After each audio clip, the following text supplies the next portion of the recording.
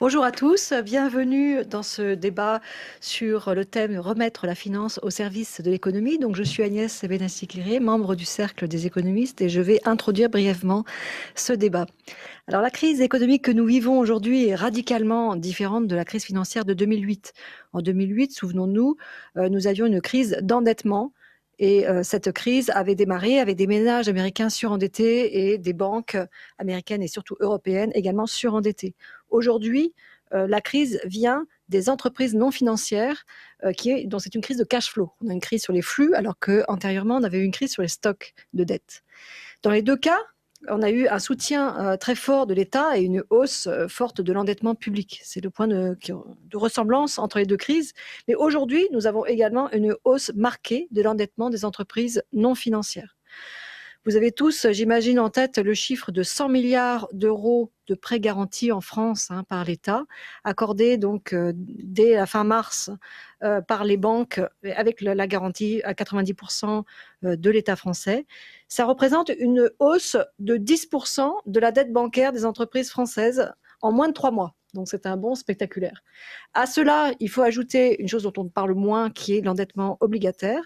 Les entreprises se sont financées sur les marchés, donc il faut rajouter 50 milliards sur la même période. Donc une hausse de 150 milliards d'euros en très peu de temps. C'est très spectaculaire.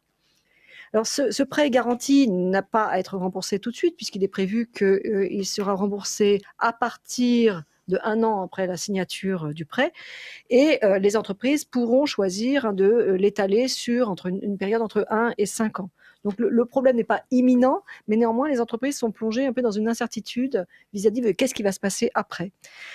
Alors, pour l'instant, l'endettement des entreprises s'est surtout traduit par une hausse de leur trésorerie. Donc, d'après les chiffres de la Banque de France, l'endettement brut donc, des entreprises a augmenté. Donc, on a dit 150 milliards, là, ils ont 140 milliards, ça ressemble beaucoup. Et la trésorerie, en parallèle, a augmenté de 120 milliards. Donc, en fait, en net, l'endettement n'a augmenté que de 20 milliards. Évidemment, on s'attend à ce que cette trésorerie soit utilisée pour compenser les pertes très importantes que subissent les entreprises. Donc, mais il n'est pas exclu, néanmoins, qu'un certain nombre d'entreprises sortent de cette période avec de la trésorerie et donc une capacité tout à fait importante de rembourser leurs emprunts. Donc, nous sommes face à, disons, une bifurcation. On a 3 cas qu'il va falloir traiter. Le premier, c'est le cas le plus agréable, d'entreprises saines, qui étaient saines avant crise et qui n'ont pas été trop touchées par la crise, donc elles vont tranquillement rembourser leurs emprunts. Le deuxième cas, ce sont les entreprises qui étaient déjà en difficulté avant la crise. Il faut se rappeler que les difficultés d'entreprise, il y en a tous les ans, c'est la vie des affaires. Il y a de l'ordre de 40 à 50 000 faillites chaque année en France. En début d'année 2020, il y en a eu très peu grâce au soutien de l'État. Et puis, mais il faut s'attendre à un rattrapage. Donc, il ne faut pas nécessairement sauver toutes les entreprises, même c'est sûr, il ne faut sûrement pas toutes les sauver. Et enfin, on a le cas le plus intéressant pour nous ce soir, ce sont les entreprises qui étaient saines avant la crise et qui, malheureusement, ont été touchées particulièrement par la crise et ont vu leur endettement augmenter à un niveau tel qu'elles auront des difficultés pour rembourser.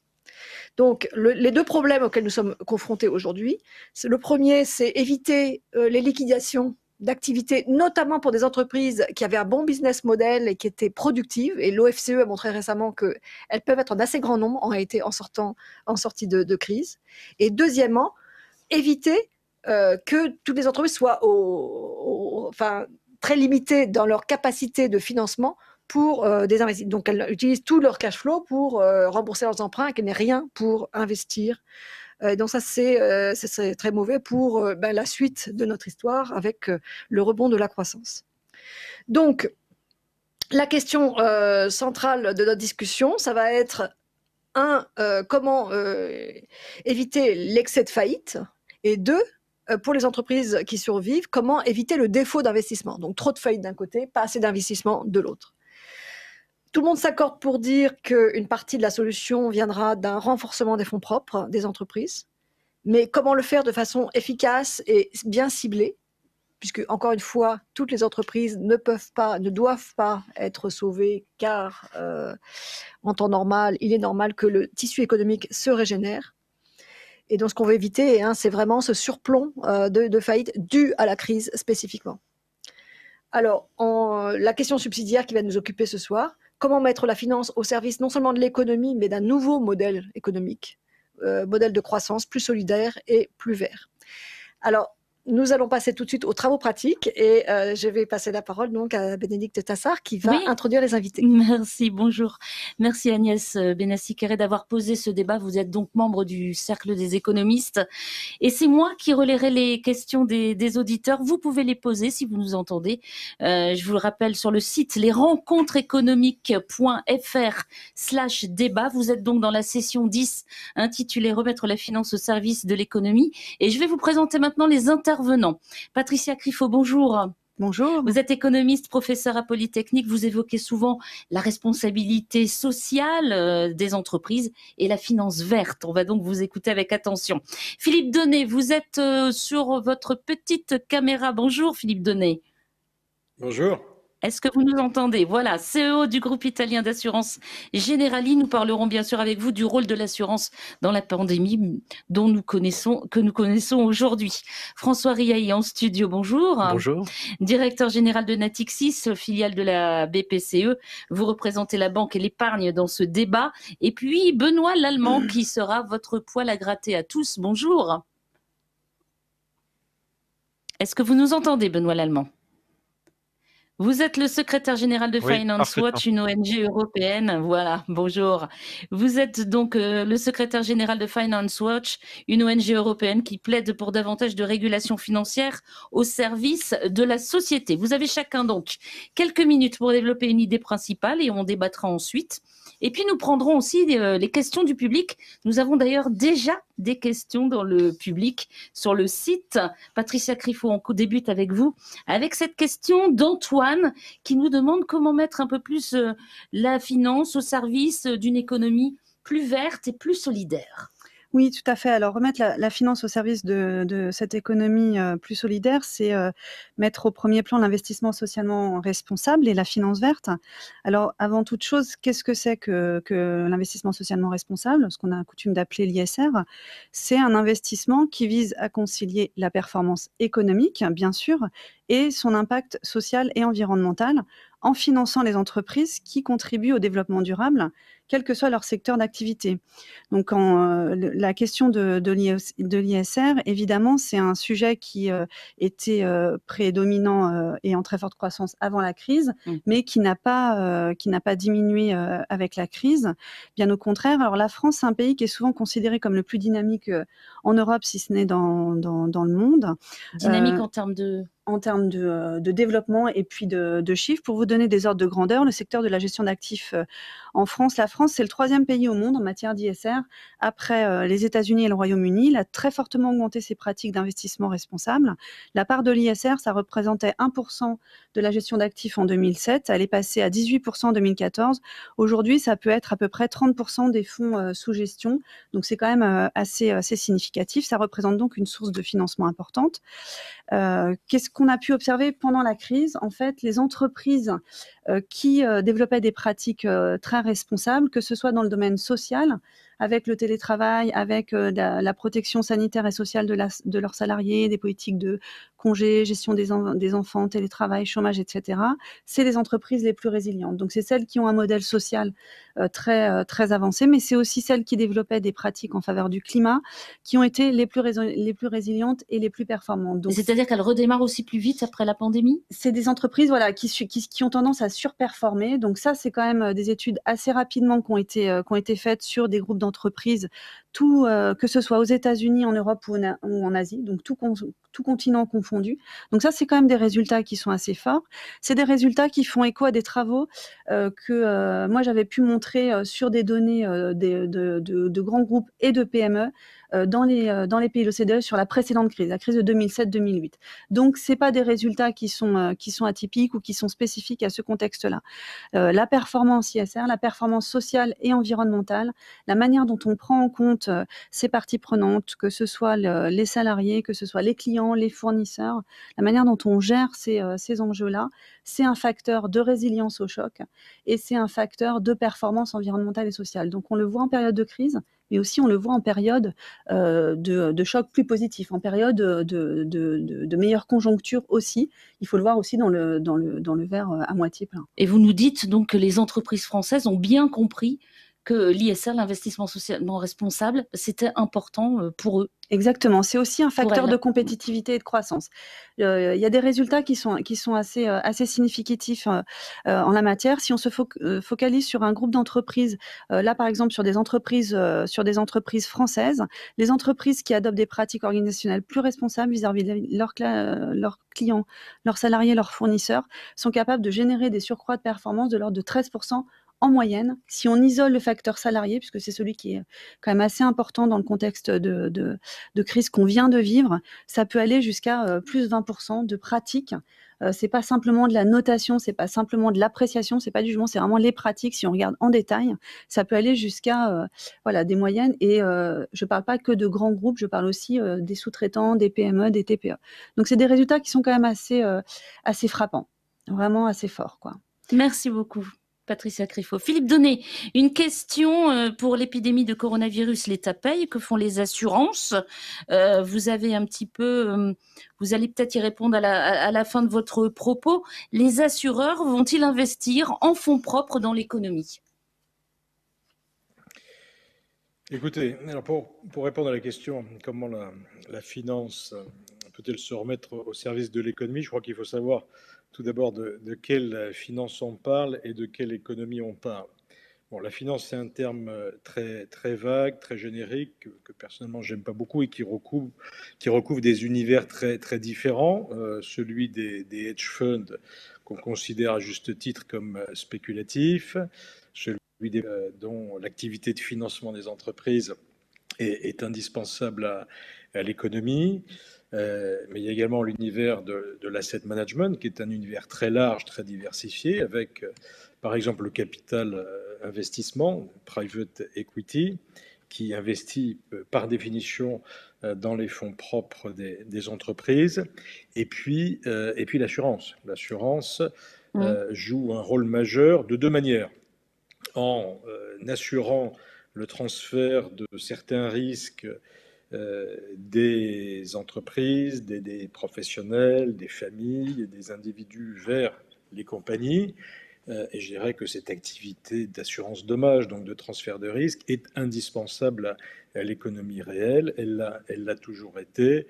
Et jamais, je dirais, les assureurs ne se sont arrêtés de remplir cette mission première qui est la leur de protection de l'activité économique. Il n'y a pas d'activité économique possible, il n'y a pas de prise de risque possible, il n'y a pas d'entreprise possible s'il n'y a pas la protection des compagnies d'assurance. Mais le rôle des assureurs ne se limite pas à ça. Les assureurs, notamment les assureurs vie, et c'est le métier principal du groupe Generali, par exemple, sont des collecteurs d'épargne, sont des collecteurs d'épargne longue, et donc les assureurs sont des investisseurs long terme. Et quand on investit... Et là, il y en a de l'épargne en ce moment, il y en a beaucoup de l'épargne. Donc là, vous avez de quoi investir. Il y a effectivement beaucoup d'épargne, puisque je dirais qu'hélas, pendant la crise, enfin pendant le confinement, notre collecte d'épargne a augmenté, mais je dirais pour de mauvaises raisons, hein, puisque comme vous le savez, les gens ne pouvaient pas dépenser et consommer. Mais je dirais que, indépendamment de la crise, tous les ans, la collecte est importante. Mais ce qui est remarquable chez nous, c'est que c'est une collecte de très long terme. Donc nous, notre métier consiste à gérer cette épargne long terme pour le compte de nos clients, de nos assurés. Donc je dirais que ces deux volets de notre activité, assurance et gestion de l'épargne, ont toujours été au service de l'économie. Aujourd'hui, il y a des tendances nouvelles qui sont extrêmement importantes. C'est que nous investissons de plus en plus, et ça c'était le cas avant le Covid, mais en raison de l'univers de taux d'intérêt extrêmement bas, nous investissons de plus en plus dans l'économie réelle, je dirais dans l'économie productive. Donc c'est vrai que ça c'est une tendance lourde qui avait déjà démarré et qui est une bonne nouvelle. Aujourd'hui, excusez-moi, vous réinvestissez dans l'économie réelle, mais dans l'économie réelle avec un billet de finance verte solidaire ou pas? Alors, Est-ce que vous intégrez ces critères? Bien sûr, on les intègre de plus en plus. Ce que je veux dire, c'est qu'on investit maintenant de plus en plus dans l'économie réelle et qu'investissant dans l'économie réelle, il est clair qu'on investit déjà de manière exclusive dans l'économie durable. Et qu'est-ce que j'appelle économie durable? C'est une économie à la fois inclusive et à la fois verte. Et je dirais qu'on ne peut plus faire autrement. Donc il n'est pas question de faire autrement.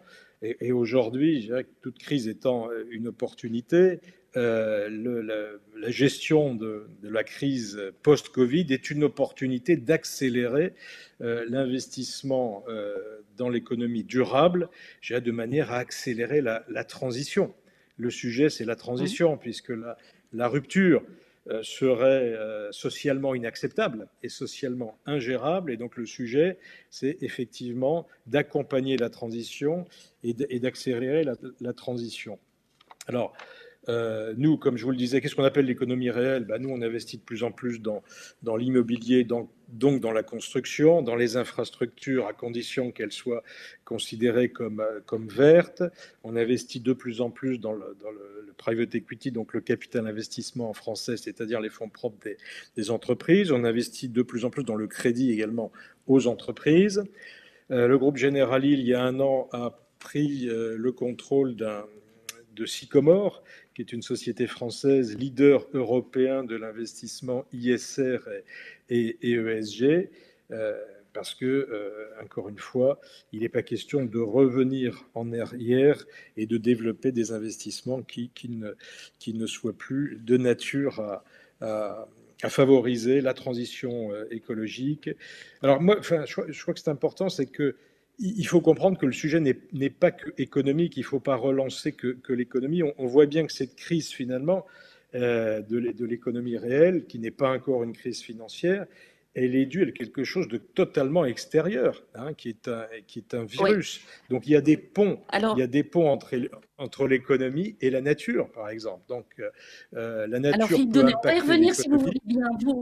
Vous allez développer ça un petit peu plus tard dans le débat avec vos interlocuteurs. On va passer la parole, si vous le voulez bien, François Riahi de Natixis. François Riahi, donc la finance en cette période exceptionnelle sort de son cadre habituel. Ça répond d'ailleurs à la question de Cédric qui nous dit mais pourquoi vous avez intitulé ce débat « Remettre la finance au service de l'économie » La finance, elle est déjà au service de l'économie. Écoutez, oui, je suis totalement d'accord avec Cédric. Voilà, je félicite Cédric pour cette remarque parce que j'allais vous la faire. Je crois que le titre de cette conférence, il pourrait être celui qui aurait suivi la crise de 2008-2009, comme Agnès l'a souligné. On n'est pas du tout dans la même situation. Et la finance, elle est là pour servir l'économie, c'est sa raison d'être. Et je pense que si on regarde historiquement le moment où la finance a commencé à prendre son essor et l'évolution du PIB, on voit que c'est justement le développement de la finance qui a, je dirais, accéléré la croissance économique. Alors après, bon, comment interpréter cette question, si ce n'est en se disant, bon, finalement, on a une finance qui utilise des données quantitatives pour faire ses choix. La finance, son rôle, c'est d'allouer du capital, c'est d'allouer des financements pour créer le maximum de valeur. Pour ça, on prend en compte des données quantitatives et peut-être que ces données quantitatives peuvent ne pas être suffisantes. Et comment on fait pour avoir plus de qualitatif, pour je dirais, être au service d'une économie plus qualitative? Et là, moi, je voudrais prendre deux exemples qui me paraissent intéressants. D'abord, celui, encore une fois, de la finance verte. Est-ce qu'il faut financer des entreprises qui sont rentables économiquement, mais qui sont très polluantes? Et ma deuxième question, c'est qui fallait-il sauver dans la crise du Covid? Sur la première question, c'est une question qui pourrait être résolue de manière simple, de manière quantitative. Si les gouvernements, comme on en discute depuis des décennies quasiment, mettaient un prix au carbone et que ce prix était, je dirais, international, en fait, on le retrouverait dans les données quantitatives et le capital, les financements seraient alloués en prenant en compte le coût que représente le CO2 pour le monde. Vous savez que le carbone, on en entend parler depuis des années. Ouais. Ça ne s'est jamais appliqué, c'est toujours pas appliqué. C'est toujours pas appliqué, et on voit bien que c'est difficile pour les gouvernements de le faire, puisque quand on a quelque chose comme la taxe sur le diesel, on peut avoir des gilets jaunes. Et finalement, on est dans une situation un peu paradoxale, où on demande aux institutions financières de faire ce que les gouvernements ne veulent pas faire, c'est-à-dire prendre en compte le prix du carbone dans leur choix d'allocation de capital.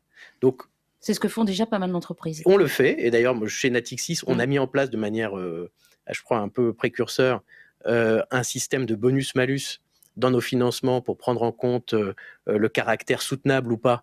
Et donc, on intègre cette dimension-là dans nos choix d'allocation de financement. Mais c'est nouveau, ça se développe, et c'est je dirais, tout à fait positif, mais c'est, je dirais, quelque chose qui tient au fait qu'on n'a pas un cadre qui a été suffisamment mis par les autorités publiques en la matière. Sur le deuxième sujet, c'est-à-dire finalement comment... Quelle entreprise sauver? Voilà.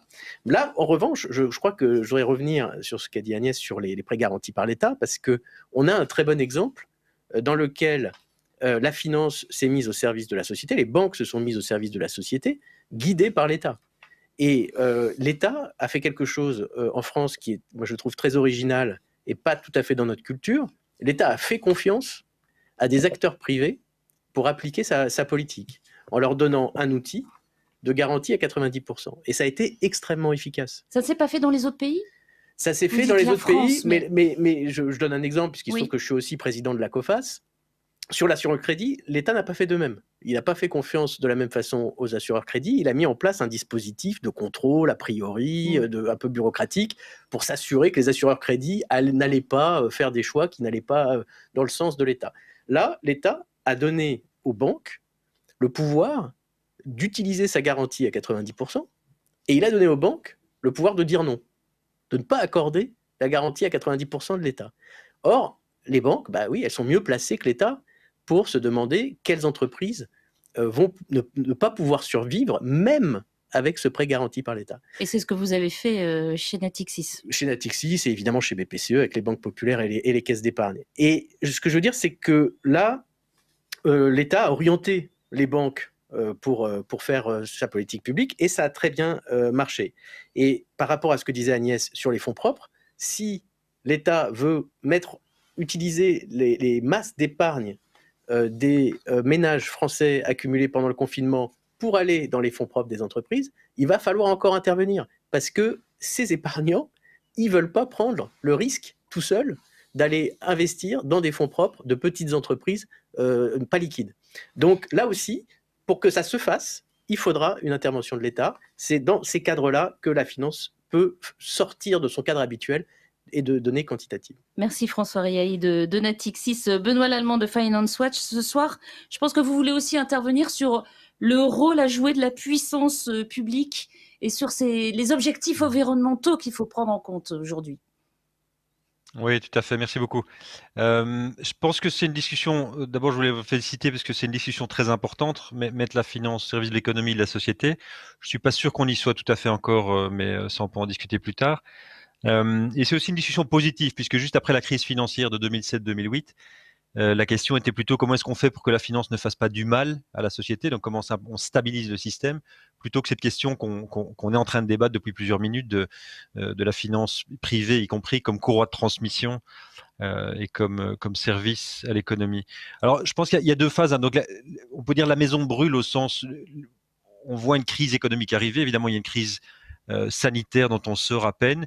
Donc il y a eu un moment pour les pompiers, notamment on a vu le rôle de la politique monétaire, aussi le rôle de la politique budgétaire des États. Et ensuite, on peut espérer qu'on bascule assez vite sur un moment de reconstruction, mais aussi de questions sur l'architecture, donc passer d'une discussion des pompiers aux architectes, où on peut poser certaines questions. Et là, mon propos introductif, ce sera ça, c'est que pour nous, là, il y a une très belle opportunité de dire... on l'a entendu un peu plus tôt, qu'est-ce que c'est la finance au fait? C'est un mot un petit peu valise. Et en fait, ce n'est pas que la finance privée, les marchés financiers privés, c'est un système beaucoup plus large où effectivement on a les gouvernements tout au-dessus qui donnent une direction, on a la politique monétaire essentiellement, ensuite la politique budgétaire et la politique fiscale qui vont ensemble. Et ensuite, on a les marchés financiers qui jouent leur rôle. On a la politique prudentielle aussi qui fait en sorte que les marchés financiers, qui sont exclusivement concentrés sur le rapport rendement-risque, quelque chose qu'ils font très bien, on vient aussi de l'entendre là, mais qui fondamentalement, et c'est important, et c'est cette conclusion, je pense qu'il faut tirer, qu'on n'a toujours pas tiré depuis la crise financière, que les marchés financiers, ultimement, n'ont pas de direction. Si je puis me permettre, vous avez une sélection d'intervenants ici qui sont, je pense, hautement conscients des crises environnementales, peut-être des crises sociales, etc. Je ne pense pas malheureusement qu'ils représentent une majorité des intervenants sur les marchés financiers, mais je dirais même aussi, ce n'est pas le rôle des marchés financiers d'imprimer une direction.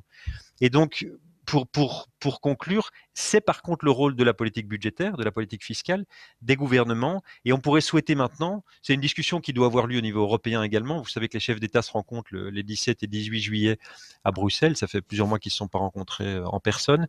Et la discussion essentielle, ce sera le plan de relance qui a été proposé par la Commission européenne et qui inclut effectivement un fort investissement budgétaire de la part des États et de la part de l'Europe. Et ça, c'est clé. Parce que cette dimension de direction politique, de direction économique et d'investissement a un effet stabilisateur sur tout le système, y compris sur la politique monétaire. On voit qu'une politique monétaire qui elle-même est aveugle parce qu'on a un manque de vision politique, mais aussi de direction économique via les politiques budgétaires et fiscales, cette politique monétaire est pas très efficace. On le voit depuis 10 ans et depuis la crise. La relance peine à se faire, la relance de l'investissement en particulier. Et donc, nous pensons que dans ce sens-là, c'est une opportunité. Il faudra maintenir probablement ce niveau de politique budgétaire et d'investissement de l'État sur plusieurs années, donc au-delà de la période pompier, comme je l'ai appelé, mais sur plusieurs années. Oui. Et pour terminer, oui, vous l'avez évoqué, la crise environnementale. L'Agence internationale de l'énergie vient de nous avertir la semaine passée avec un rapport extrêmement dense que si alors il parle de 7 000 milliards, 7 000 milliards, donc 7 trillions si vous voulez, qui vont être dépensés maintenant par les États dans les quelques mois qui viennent, va avoir un effet extrêmement structurant sur l'économie dans les 3 ans qui viennent, et que si on ne prend pas en compte des critères environnementaux, autrement dit, si on n'aligne pas cet investissement avec les objectifs environnementaux, en gros, s'assurer que l'économie reste dans les limites planétaires, comme on peut les appeler, malheureusement, la réponse est assez abrupte, c'est qu'on a un effet de verrouillage, donc de lock-in en anglais, qui fait que ce sera trop tard. C'est-à-dire que même si à ce moment-là, donc dans 3 ou 4 ans, enfin les États se lancent résolument dans une transition écologique, qui entre nous n'a pas lieu. Donc l'accord de Paris, c'était 2015, ce sera trop tard. Donc c'est clé, même d'un point de vue prudentiel et stabilité. Donc c'est pas seulement une vision écologique du monde. Merci Benoît Lallemand.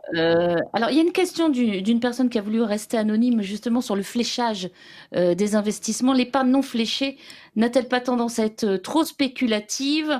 Comment stimuler l'épargne longue sur des projets longs? Ne nous manque-t-il pas des fonds de pension? Alors qui veut répondre à cette question et répondre à cet auditeur? François Riaillet. Je ne veux pas répondre sur les... Et après, François Riaillet, puis après Philippe Donnet. En tout cas, moi, si on parle de la France, l'épargne des ménages a quand même été, je dirais, traditionnellement orientée vers des supports fiscalement aidés, que sont le livret A et le contrat euro assurance vie, avec une garantie de capital. Et donc, c'est avec les limites qui vont avec. Et donc, c'est vrai que on a un sujet de financement long terme et de financement en prenant plus de risques, parce que investir dans des entreprises, ça peut présenter des risques qui est limité par cet effet-là, quoi. Alors, il y a aussi cette question, c'est cette question de l'information de l'épargnant. Il y a quand même une demande d'information en ce moment. Patricia Criffo. Oui, de ce point de vue-là, la question des labels est vraiment très importante.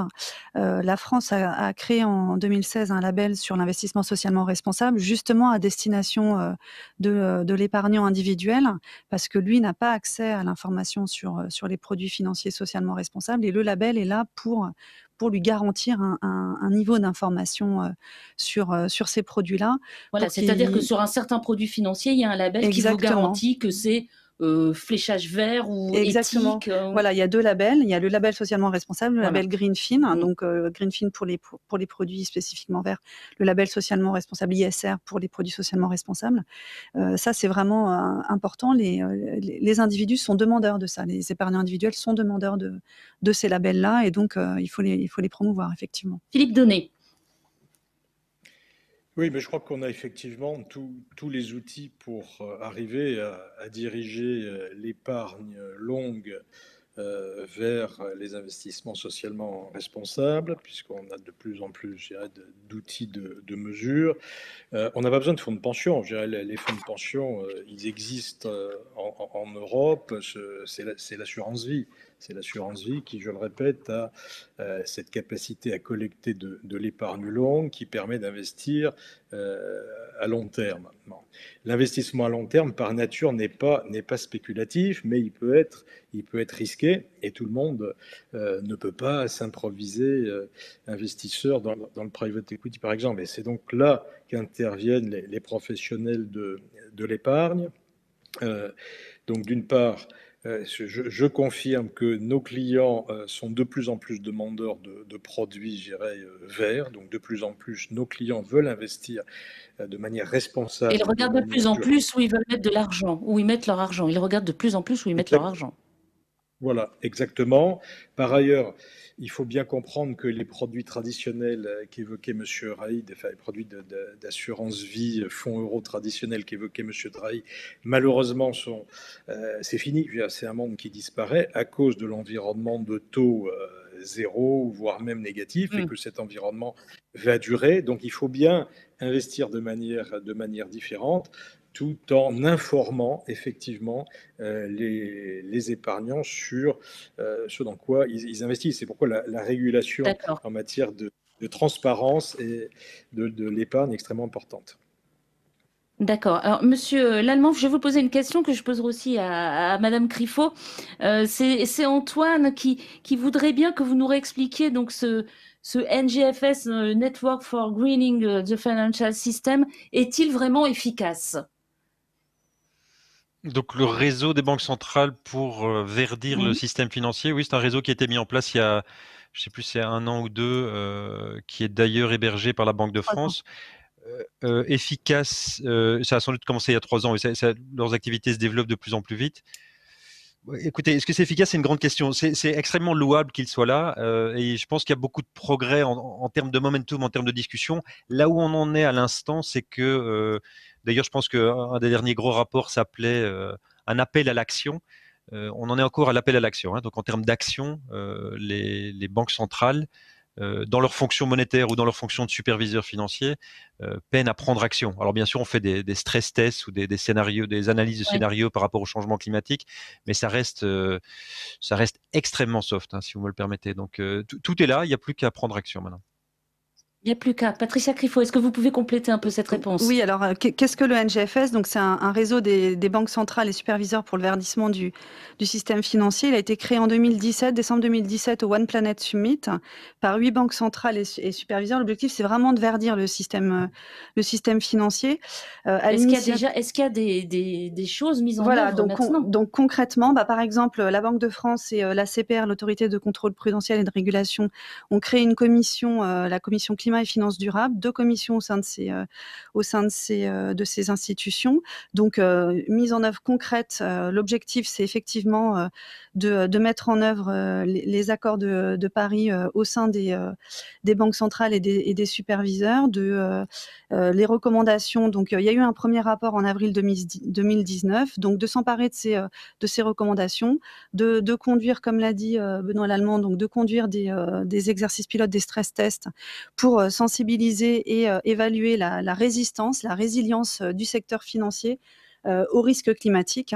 Donc, c'est un petit peu plus que de la sensibilisation. C'est vraiment s'emparer du sujet des accords de Paris pour le secteur financier. Donc, François Réaï, je suis pas tout à fait en accord avec ce qu'il Pas tout à fait en accord. On a bien compris. François Réaï. Moi, je peux donner je dirais un témoignage. C'est qu'en tant que banque, on prépare nos stress tests climatiques. C'est assez compliqué. Donc évidemment, c'est la première fois, donc il faut définir des méthodologies, etc. Mais c'est très concret parce que les stress tests, c'est comme ça qu'on gère nos risques, c'est comme ça qu'on gère nos fonds propres. Donc là, ça commence. Alors, Benoît Lallemand a raison de dire que c'est que le démarrage. Donc, il n'est pas encore mordant, il n'y a pas encore des définitions d'impact, de fonds propres au cas où. Mais enfin, on sait très bien, on est une banque, on est régulé, on sait très bien que quand on fait des stress tests pour la Banque centrale. Mais ça serait efficace quand alors C'est déjà efficace parce que déjà se poser des questions. Par exemple, pour une banque, finalement, le plus gros risque, c'est que la transition se fasse. Parce que nous, on a des financements aux entreprises qui pourraient, je dirais, être impactées en cas de transition très forte. Donc, déjà, prendre conscience de ces risques, les mesurer, les quantifier, c'est déjà quelque chose qui se passe. Agnès Benassi-Kéré. Oui, je voulais dire que plus généralement, il y a une prise de conscience des superviseurs en particulier, mais aussi des institutions financières, du risque associé aux actifs bruns, enfin aux actifs qui risquent de perdre de la valeur de manière très rapide dans les années à venir. Actifs bruns, c'est-à-dire des actifs qui sont dans l'économie polluante, voilà, c'est ça. Et donc, il est normal de prendre des mesures par rapport à ces détentions d'actifs qui deviennent d'un seul coup extrêmement risquées, indépendamment, même quelqu'un qui n'est pas particulièrement sensibilisé au changement climatique, simplement sur une pure analyse risque-rendement, ferait attention à ça, d'où les stress tests verts et d'où la volonté donc de contrôler ce risque. Maintenant, certains ajoutent que la politique monétaire elle-même devrait être verdie et la Banque centrale, par exemple, devrait refinancer de manière plus différenciée les actifs selon qu'ils sont bruns ou verts. Encore une fois, c'est vrai d'une certaine manière parce que la Banque centrale ne peut pas prendre dans son bilan des actifs qui seraient trop risqués, donc ceux qui risquent de se dévaloriser très vite, elle ne va pas les prendre dans son bilan. Donc, mais elle fait, il n'y a même pas besoin de le dire, elle le fera. Et par contre, on ne peut pas demander à la Banque centrale européenne de faire de la politique industrielle, de faire de la transition énergétique. Enfin, on a tendance à lui demander trop. Benoît Lallemand disait tout à l'heure que ce n'est pas le rôle des marchés financiers. Ils ont besoin d'un aiguillon. La Banque centrale, elle a aussi besoin d'un aiguillon, c'est pas à elle de faire la politique de transition énergétique. Justement, Benoît Lallemand de Finance Watch, est-ce que vous êtes d'accord avec ces propos? Oui, non, je voulais juste clarifier, le réseau, donc le NGFS, vous m'entendez? Oui, très bien. Donc c'est une initiative extrêmement louable et qui va vraiment dans la bonne direction et il y a du progrès, donc c'est pas ça que j'ai voulu dire. Ce que je veux dire par contre, pour amener un contrepoids aussi, parce qu'on va pas juste se complimenter et se dire que tout va bien, parce qu'il y a aussi une urgence, hein. Quand on entend oui mais voilà on commence à se poser des questions, c'est très bien, etc. Il faut être un peu réaliste avant qu'on ait vraiment les données dont on parle, parce qu'on reste dans une logique que le marché va intégrer le risque. On parle de stress test d'ailleurs, ce ne sont pas réellement des stress tests, la Banque de France le reconnaît elle-même, ce sont des analyses de scénarios, puisque pour faire un stress test, il faudrait des données passées que vous pouvez projeter dans l'avenir. Le changement climatique, il y a une incertitude très très forte, donc on ne sait pas ce que ça a provoqué. Ce que je veux juste dire de nouveau... Donc, juste pour terminer, par rapport au NGFS, si on avait une politique budgétaire et une politique fiscale, pour faire un résumé, si l'Union européenne et les chefs d'État, la France en particulier, puisque c'est ça la discussion aujourd'hui, avaient une politique résolument de transition écologique, pour une large partie, Madame Lagarde ou Monsieur de Gallo n'auraient pas à verdir leur politique monétaire. C'est leur métier évidemment d'aligner largement leur politique monétaire, on laisse le prudentiel de côté, sur la direction économique générale, ce qu'ils feraient. Donc Madame Lagarde et les banquiers centraux ont raison de dire ce n'est pas nous à donner une direction à l'économie. Donc on revient à ce problème de manque de courage politique et de direction politique que franchement je pense les citoyens demandent aussi. Alors j'ai une petite question subsidiaire de Brian. Est-ce qu'un prix carbone ne risque pas d'entraîner le développement de mafias comme il est observable sur le marché des déchets? Est-ce que vous savez, Patricia Criffo? Est-ce qu'il y a un petit peu des... Il y a eu de la fraude sur le marché. Il y a eu de la fraude sur le marché des quotas de carbone échangeables. Bon, maintenant, je crois qu'elle a été contrôlée. Une taxe, c'est effectivement, il y a de la fraude. La TVA, il y a de la fraude, donc il y a des contrôles. Mais maintenant, avec le développement des plateformes numériques, cette fraude est de plus en plus traquée. Voilà, il faut faire attention à qui s'engouffre. Patricia Criffo, vous voulez ajouter quelque chose? Non, je pense qu'un prix carbone est nécessaire. La question de la fraude, est vraie pour n'importe quel type de... Enfin, c'est un problème de comportement qui n'est pas spécifique au carbone. Ce qu'il faut, c'est effectivement traquer des comportements frauduleux, mais indépendamment du sujet du sujet carbone. Et effectivement, ce problème s'est posé. Il y a eu un procès récemment, j'ai entendu parler de ça. Effectivement, il faut être très, très vigilant. Très vigilant. Alors, autre chose, on ne parle plus de finances vertes, mais une question de François. N'est-il pas urgent d'arrêter le dumping fiscal légalisé par les LBO qui appauvrissent les États et mettre en difficulté des entreprises comme Camaïeu, Vivarté, Europcar, au profit d'une poignée de fonds sans scrupules et qui mettent en péril des milliers d'emplois? Je pose la question sur la table. Qui veut réagir là-dessus? Patricia Créfaux. C'est un sujet à part entière. Et puis après, Monsieur Donnet. C'est un sujet à part entière de la question d'investissement socialement responsable, de la question de la responsabilité fiscale. Donc, ça fait partie des critères d'évaluation de la pratique socialement responsable d'une entreprise. Donc, ça fait partie de la liste des critères. C'est une question de gouvernance. Je renvoie pour ce point-là une récente note du Forum pour l'investissement responsable sur ce sujet-là. C'est un des critères, c'est pas le seul, mais cette question de la responsabilité fiscale évaluer où paye une entreprise ses impôts corrélativement à où est effectuée l'activité, c'est un sujet. Il n'y a pas de réponse toute faite là-dessus. C'est une des dimensions de la responsabilité de l'entreprise. Philippe Donnet de Generali.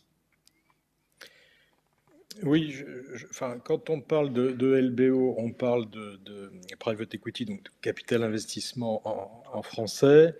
C'est une manière d'investir qui est quand même plus long terme que dans les sociétés cotées, où la moyenne de détention des actions des sociétés cotées est extrêmement réduite, extrêmement courte. Et on s'aperçoit, les chiffres le montrent, que la création de valeur des sociétés privées, donc détenues notamment par des fonds d'investissement long terme, est beaucoup plus importante que pour les sociétés cotées. Cela étant dit, il y a effectivement des LBO qui se passent mal parce qu'il y a eu beaucoup trop de dettes, parce que l'activité a mal tourné. Il y a des excès aussi dans les LBO. Mais je dirais qu'une activité de capital investissement responsable, qui consiste à ne pas écraser les entreprises sous la dette, a beaucoup de vertus en matière de création de valeur. Merci beaucoup. Alors, il y a une question sur cette fameuse monnaie hélicoptère, une question de Robin sur le quantitative easing largement utilisé pour faire face à la crise économique. Donc, on l'a vu comme en 2008. Cette fois, ce ne sont pas les banques qui sont en danger, mais l'économie réelle. Pourquoi donc ne pas distribuer cette création d'argent aux PME et aux citoyens? Agnès Benassi-Ferré. Alors, peut-être que je vais d'abord rappeler rapidement ce que fait la BCE. Oui, et ce qu'est la monnaie hélicoptère. Pourquoi elle ne fait pas autre chose que ce qu'elle fait actuellement. Donc, ce qu'elle fait actuellement, c'est qu'elle achète aux banques, aux institutions financières, des obligations publiques et d'entreprises. Et elle paye avec ce qu'on appelle de la monnaie banque centrale, qui est de la liquidité. C'est le porte-monnaie que les banques vont utiliser après pour faire régler leurs dettes et puis s'occuper de leurs clients et faire des opérations pour leurs clients. Donc, ça leur permet aussi donc de prêter davantage à leurs clients. Donc, pourquoi est-ce que la Banque centrale, on se dit finalement, elle pourrait prêter directement aux entreprises, directement aux entreprises et aux ménages? Pourquoi est-ce qu'elle ne le fait pas? Alors, la première chose, c'est que les ménages et les PME n'ont pas de compte à la Banque centrale. Donc, c'est extrêmement compliqué. Quand la Banque centrale achète des obligations métaux publics, elle va créditer directement le compte d'une banque à la Banque centrale. Et donc, c'est très rapide. Là, il faudrait aller chercher le petit compte en banque. Le compte bon, voilà. Ça, c'est la première raison. La deuxième raison, c'est que la BCE ne sait pas qui a besoin de cet argent. Donc, elle va créditer aussi bien que le compte des super riches que les comptes des personnes plus en difficulté. Donc, c'est un peu problématique. C'est l'État qui sait à qui a besoin de l'argent. La troisième raison, c'est que, en fait, ce n'est pas la mission de la Banque centrale européenne. Encore une fois, la Banque centrale européenne est une agence qui n'est pas élue. Ce n'est pas à elle de faire de la redistribution, de décider qui a besoin de liquidité. Donc, ce serait très choquant de voir la BCE faire ça. La BCE a un objectif qui est la stabilité des prix. Et si les prix sont stables, eh bien, elle s'occupe de l'économie, mais en général, donc d'essayer de favoriser la croissance et la transition, puisque c'est un objectif maintenant de l'Union européenne. Alors, Le dernier point, c'est que en fait, cette opération de monnaie hélicoptère, en fait, ça conduirait pour la BCE à accumuler dans son bilan comme des actifs qui ne vaudraient rien, puisqu'ils ne seront jamais remboursés. Et ça, bon, pourquoi pas à court terme, mais le problème, c'est que si un jour les taux d'intérêt remontent, en fait, elle devra verser un intérêt à son passif sans avoir des intérêts à son actif. Donc, elle fera des pertes de manière récurrente. Alors, on dit, pourquoi pas, elle fera des pertes, puisqu'elle est publique, elle ne va pas faire faillite, mais il faudrait qu'elle crée de la monnaie pour verser ses intérêts. Et alors là, si l'inflation remonte et qu'elle crée en plus de la monnaie, ça, c'est la spirale inflationniste. Voilà, donc ou alors, si elle ne veut pas créer cette monnaie, eh ben, elle ira demander un chèque aux États. Et donc, ce chèque, il faudra le verser avec des impôts. Et donc, on revient à la case départ qu'en fait, c'est de la politique budgétaire. Et donc, la conclusion de tout ça, c'est qu'il faut laisser la BCE faire la politique monétaire et nous, essayer de faire la politique budgétaire et donc de débloquer ce qui a été dit tout à l'heure sur le budget européen, les projets actuels de la Commission européenne. Voilà. Benoît Lallemand, vous, à Finance Watch, quel est votre point de vue sur le rôle de la BCE ? Mais juste un petit mot, c'est une très bonne idée. Ça semble une très bonne idée la monnaie hélicoptère. Je pense que l'essentiel vient d'être dit, donc je ne vais pas le répéter. Et pour comment dire, de nouveau, l'éléphant dans la pièce, si vous voulez, c'est que si vous voulez aider les plus démunis ou les petites PME, etc., c'est typiquement le rôle ça vient d'être dit aussi, le rôle de la politique fiscale du gouvernement ou le rôle de la politique budgétaire.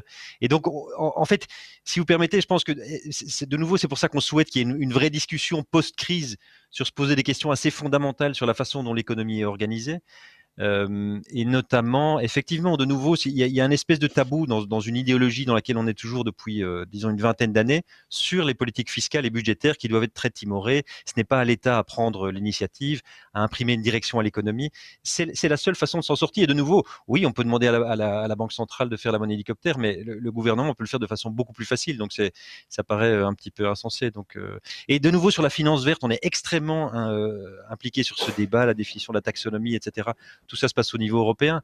Et donc, c'est très utile. Mais de nouveau, il ne faut pas se tromper. L'essentiel serait que les politiques budgétaires et fiscales soient alignées à la transition écologique. Ça aurait un effet mécanique d'entraîner les marchés financiers qui, de nouveau, se concentrent sur le rapport rendement-risque. Ça modifierait ce rapport rendement-risque de façon très importante. On a mentionné une taxe carbone. Et donc, voilà, ce serait mécaniquement beaucoup plus puissant. Et évidemment, il faut considérer la justice sociale là-dedans. Donc, la politique fiscale d'un État, ce n'est pas uniquement une taxe carbone. Ça doit se voir sur un ensemble plus large, y compris des effets de redistribution, qui sont aussi un énorme problème. Mais Benoît Lallemand, Benoît Lallemand, vous pensez que le Conseil européen qui va avoir lieu mi-juillet, vous pensez cette fois qu'il y a vraiment une prise de conscience ? Il y a une prise de conscience et je peux vous dire que du point de vue de la Commission et des textes proposés par la Commission, il y a énormément d'ambition, y compris sur aligner ces flux financiers massifs sur la transition verte, comme on l'appelle maintenant, ou le Green Deal européen. Vous savez qu'on en parle. Le Green Deal européen, on en parle beaucoup à Bruxelles, on n'en parle pas tellement dans les États. Donc très franchement, et je le sais d'expérience en tant que citoyen avant de rejoindre Finance Watch, on dit souvent Bruxelles, Bruxelles. Il n'y a que du mauvais qui vient de Bruxelles. La réalité, c'est que les États membres ne souhaitent pas résolument s'engager dans un Green Deal ou une transition écologique. Donc la réponse à votre question, puisque malheureusement ce seront les chefs d'État, pour plein de raisons. Parce que de toute façon, les Français vont en avoir besoin des batteries électriques.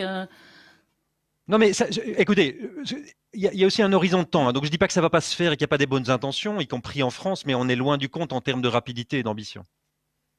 D'accord, merci. François Riahi. Je voulais dire que j'étais tout à fait d'accord avec ce que vient de dire Benoît Lallemand, c'est-à-dire plus il y aura des signaux, des impulsions, des directions données par les autorités publiques, et le Green Deal est évidemment un exemple extrêmement important, et plus la finance répondra à ces signaux et allouera le capital, les financements en fonction de ces signaux, et donc s'alignera avec Donc on le fait quand même si on n'a pas de signaux, même si on n'a pas de prix carbone, mais ça serait plus rapide et plus efficace si on en avait. Patricia Criffo, oui. En 10 secondes.